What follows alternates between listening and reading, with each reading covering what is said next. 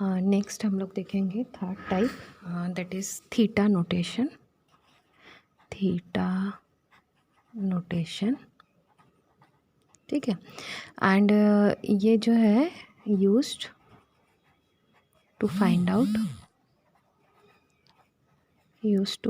Out upper and lower bound of a given function, ठीक है। तो ये अपर और लोअर बाउंड दोनों को फाइंड आउट करने के लिए हम यूज़ करते हैं। सो जो भी मेरा फंक्शन गिवन है, ठीक है, let the function be suppose T N मेरा फंक्शन गिवन है, ठीक है। तो इसका पहले एक बार ग्राफ देख लेते हैं। तो बोलता है सबसे पहले तो तुम एक टी.एन को बना लो, ये मेरा टी.एन फंक्शन है, ये मेरा गिवन फंक्शन है। सो सबसे पहले हमको देखना है इसका अपर बाउंड और इसका लोअर बाउंड, ठीक है। तो अगर हम इसका लोअर बाउंड देखेंगे तो हो सकता है इसका लोअर बाउंड शुरू से नीचे ही रहे, लेकिन हो सकता है ये इन बिटवीन कभी अपर फिर लोअर फिर ये अप, ये ऐसे, ठीक है। तो ये मेरा हो जाएगा C1 इंटू जी, ठीक है। तो बोलते हैं इस पॉइंट के बाद ये जो मेरा लोअर बाउंड है, ये जो है ये फंक्शन जो gn है, ये मेरा कुछ कांस्टेंट वेरिएबल के साथ ये हमेशा डिक्रीजिंग होगा with respect to the given function tn, ठीक है। सिमिलर वे अगर आपको अपर बाउंड निकालना है तो हो सकता है वो कभी कम हो या ज़्यादा हो, अभी मैं कम ही लेके चल रही हूँ, और ये एक पॉइंट के बाद ये इंक्रीजिंग हो जाएगी, ठीक है। This is my C2 into gn, ठीक है। तो बताइए ये जो tn है ये इसका अपर बाउंड है और ये क्या है, लोअर बाउंड, यानी इस पॉइंट के बाद let this point B n0, और ये मेरा क्या है, आपका इनपुट को आप बढ़ाते जा रहे हैं, ठीक है। तो जैसे आप बढ़ते जा रहे हो तो एक पॉइंट आएगा n0, इसके बाद आपका ये जो g1 with some constant c1, आपका ये जो tn है ये जो है बढ़ते जाएगा और ये घटते जाएगा, और ये जो C2 gn है ये इंक्रीज़ होते जाएगा, लेकिन tn जो है उससे कम ही रहेगा। तो this is the upper and lower bound, इसी को हम बोलते हैं थीटा नोटेशन। ये बेसिकली कॉम्बिनेशन है आपका बिग ओ का और बिग ओमेगा। बिग ओमेगा देखो आपका लोअर बाउंड फाउंड आउट करता है, और ये आपका यस ओमेगा, और ये आपका क्या है, ओ नोटेशन, ठीक है। तो इसी को लेके ही आपका बना है, ये बेस्ट है। लेकिन थीटा नोटेशन क्या होता है ना, कभी कभी हमको अपर मिल जाता है, लोअर नहीं मिलता है। कुछ एल्गोरिथम्स ऐसे होंगे जिसका लोअर बाउंड मिल पाना मुश्किल होता है। सो इन दैट केस हम बिगो की ही यूज़ करते हैं। तो मैक्सिमम टाइम आप देखेंगे तो हमेशा बिगो नोटेशन ही यूज़ होता है, बिकॉज कुछ प्रॉब्लम्स में आपका बिग ओमेगा निकालने में हमको दिक्कत होती है, हमारे पास उतने कंडीशंस नहीं होते हम उसको निकाल सके, ओके। सो इसीलिए थीटा तो बेस्ट है, लेकिन सिंस हम उसका लोअर बाउंड नहीं निकाल पाते, इसलिए जनरली जो प्रैक्टिस में रहता है वो क्या है, आपका बिगो रहता है, ठीक है। तो अब इसका एक एग्जांपल देख लेते हैं हम इसका। नहीं, सबसे पहले इसका डेफिनेशन देखते हैं। इसका बोल डेफिनेशन, ठीक है। गिवन जो है हमारे पास क्या रहेगा, आपका tn, ठीक है। इसके अलावा मेरे पास जो फंक्शन गिवन रहेगा वो क्या रहेगा, आपका gn, ठीक है। अब दो कांस्टेंट लेते हैं, एक कांस्टेंट C1 ये लोअर बाउंड के लिए, और दूसरा कांस्टेंट है C2 ये अपर बाउंड के लिए। तो ये ग्रेटर होना चाहिए किससे, आपका 0, ठीक है। इसके अलावा एक n होगा, ठीक है, ये वाला n जो ग्रेटर या इक्वल होगा किससे, आपका n0। इस पॉइंट के बाद आपका जो C1 इंटू gn जो है वो डिक्रीजिंग होते जाएगा, और इस पॉइंट n0 के बाद C2 इंटू gn क्या होगा, आपका इंक्रीजिंग होते जाएगा, ठीक है। तो एक गिवन फंक्शन है tn, इसके बाद एक gn फंक्शन है, और gn इंटू cn आपका डिक्रीजिंग, और gn इंटू C2 आपका क्या हो जाएगा, इंक्रीजिंग। कब, जब आपका n जो है ग्रेटर इक्वल टू क्या होगा, आपका n0, ठीक है।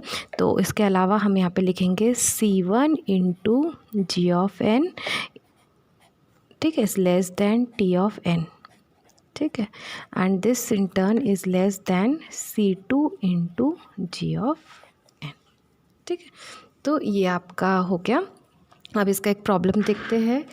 तो सबसे पहला क्वेश्चन मैं लिखती हूँ यहाँ पे, गिवन, ठीक है, tn equal to 23n plus 5, ठीक है। तो सबसे पहले हम लोअर वाला निकालेंगे। तो लोअर वही बिग ओमेगा, तो आपका जो 23n है ये लेस होगा किससे, 23n प्लस 5 से, ठीक है। तो यहाँ पे ये क्या है, आपका C, और ये क्या है, आपका g ऑफ n, ठीक। ये लोअर, अब अपर निकालते हैं। अपर जो है आपका 23n + 5 is less than equal to 23n + 5। इसको और प्रिसाइसली लिख सकते हैं 23n + n, तो ये क्या हो जाएगा 24n। तो ये क्या हो गया आपका C, ठीक है। और ये क्या हो गया आपका, ये C2 हो गया, और ये क्या हो गया आपका G(n), ठीक है। तो अब इसको फाइनल लिखेंगे हम लोग इसको। सो अब हमको जो मिल गया लोअर बाउंड क्या मिला हमको, लोअर बाउंड हमको मिला है 23n less than equal to 23n + 5 less than equal to 24n, ठीक है। तो मेरा यहाँ पे अगर हम देखेंगे, this is my C1, this is my Gn, this is my C2, this is my Gn। So आपका ये, और ये क्या है, given function Tn। So Tn equal to theta G(n).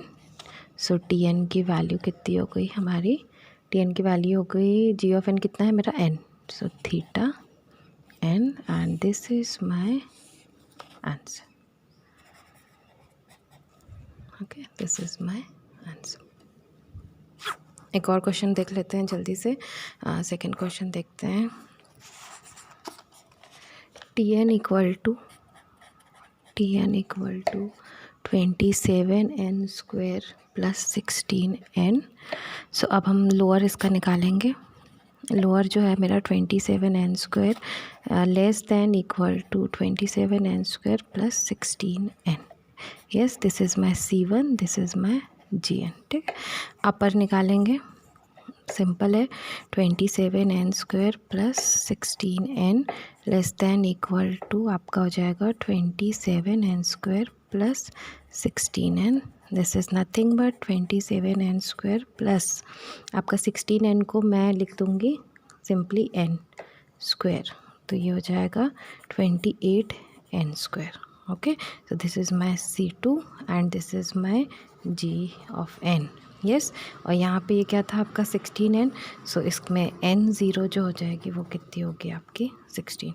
So finally इसको समराइज़ करके लिखेंगे 27n² less than equal to 27n², ठीक है, 27n² + 16n less than equal to 28n².